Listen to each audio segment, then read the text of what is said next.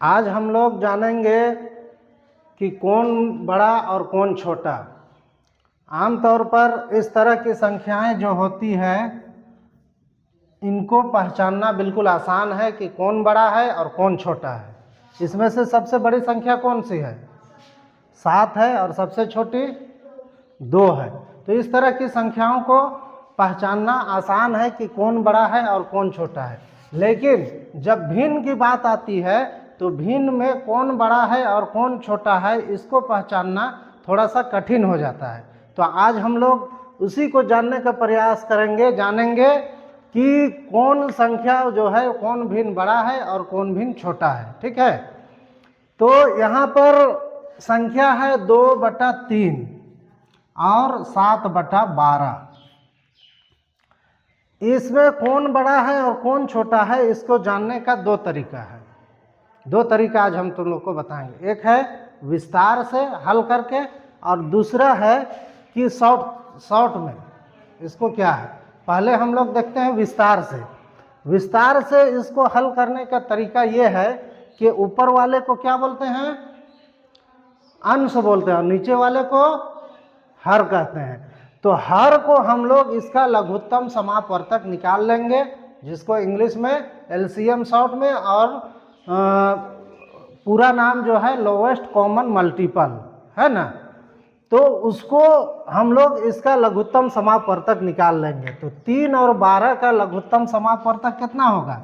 3 और 12 का लघुत्तम समापवर्तक हम लोग निकालते हैं तो 3 से 3 एकम 3 और 3 चौके 12, तो 3 और 4 आया, यहाँ पर बचा 3 गुने 4 बराबर 3 चौके 12 आया।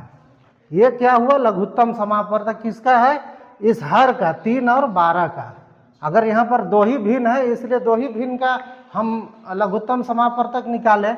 अगर यहाँ पर 3 रहता या 4 भिन्न रहता या 5 भिन्न रहता तो सबका हम लोग लघुत्तम समापवर्तक निकालते हैं। ठीक है, अब जब हम इसका लघुत्तम समापवर्तक निकाल लेंगे उसके बाद हम क्या करेंगे, ये हर जो है इसको हम लोग जो लघुत्तम समापवर्तक का उत्तर आया है उतना ही बनाने का इसको कोशिश करेंगे।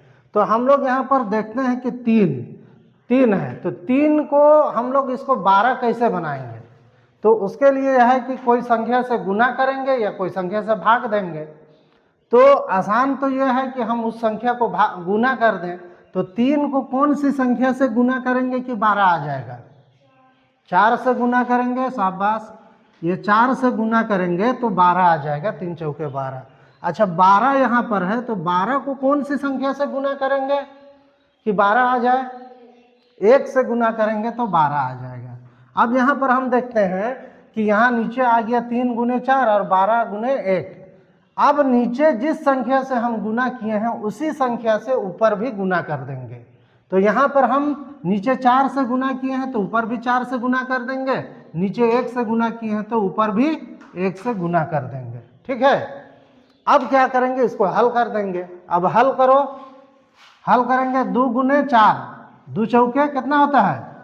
8, और नीचे 3 चौके 12, ऊपर 7 एकम 7 और 12 एकम 12। अब यहाँ पर हम देख रहे हैं कि हर जो है एक समान हो गया।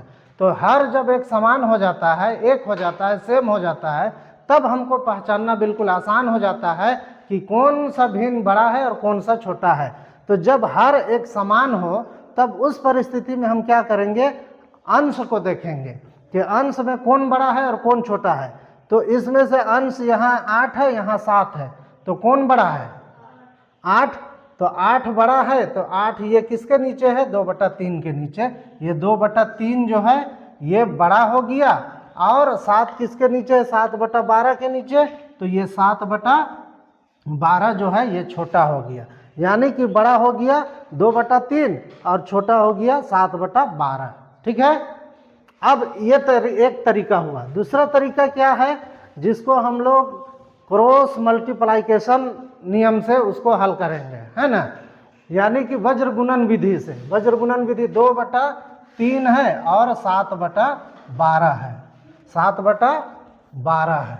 अब इसको क्रॉस मल्टीप्लाइकेशन करेंगे तो क्रॉस मल्टीप्लाइकेशन करेंगे, यानी कि इसको इससे गुना कर देंगे, इसको इससे गुना कर देंगे, ठीक है। अब 2 को 12 से गुना करेंगे तो 12 दूना कितना होता है 24, 24 को ऊपर लिख दिए। अब 3 को 7 से गुना करेंगे तो 3 को 7 से गुना करें या 7 को 3 से, तो कितना हो जाएगा 21। अब हम यहाँ पर देखेंगे, यहाँ 24 आ गया और यहाँ 21 आ गया, तो 24 बड़ा या 21 बड़ा 24।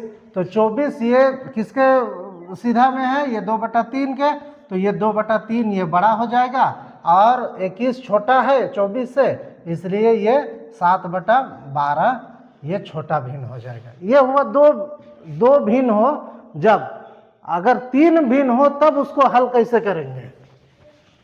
यहाँ है 8, 12 और 6, इन सब का भी यहाँ भी हम लोग लघुत्तम समापवर्तक निकाल लेंगे, है ना। 8 और 12 और 6, इन तीनों का लघुत्तम समापवर्तक निकालेंगे तो कौन सी संख्या से कटेगा 2 से।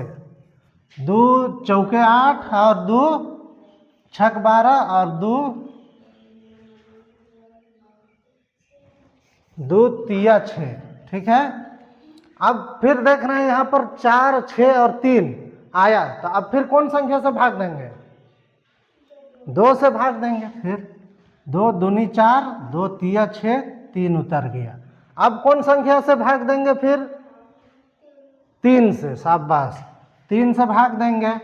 तो 3 से जब भाग देंगे तब हमारे पास कौन कौन सी संख्या आ जाएगा, ये 2 उतर जाएगा, 2 तो भाग जाएगा नहीं, 3 एकम 3, 3 एकम 3। अब हमारे पास बचा कौन कौन संख्या 2 गुने ये 2 गुने फिर 3 गुने ये 2। अब आया, इसको गुना कर देंगे, 2 दूनी 4, 4 तिया 12 और 12 दूनी 24, हमारा लघुत्तम समापवर्तक आया 24। अब यहाँ भी वही क्रिया करेंगे जो हमने यहाँ किया था कि इसको 8 को भी 24 बनाएंगे, 12 को भी 24 बनाएंगे और 6 को भी 24 बनाएंगे। तो यहाँ हम 8 को किस संख्या से गुना करेंगे कि 24 हो जाएगा, 8 को किस संख्या से गुना करेंगे 24 होगा 3 से। 8 तिया 24 होता है। फिर 12 को किस संख्या से गुना करेंगे कि 24 होगा 2 से, 12 दूनी 24 होता है। 6 को किस संख्या से गुना करेंगे 4 से, 6 चौके 24 होता है, ठीक है। अब नीचे हम लोग जिस संख्या से गुना किया वैसी संख्या से ऊपर भी गुना करते जाएंगे।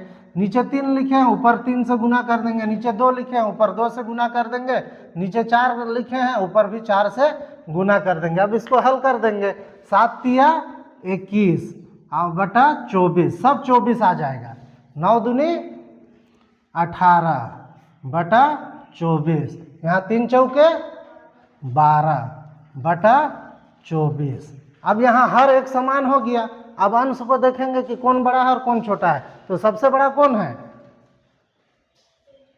सबसे बड़ा है 21, तो 21 7/8 ये भिन्न है जो सबसे बड़ा है। उससे छोटा कौन है, 21 से छोटा कौन है 18, तो 18/24 है, यानी कि 9/12, ठीक है 9/12। अब इससे छोटा कौन है, इससे छोटा कौन है 12, ये 12 का असल कौन है 3/6, यानी कि ये अब हमारा सबसे बड़ा भिन्न जो है 7/8 है और सबसे छोटा उससे छोटा जो है 9/12 और सबसे छोटा 3/6 है। यानी कि ये हमारा जो है सबसे बड़ा और ये उससे छोटा, ये आरोही क्रम या अवरोही क्रम में इस तरह से हम लोग इसको सजा सकते हैं, है ना।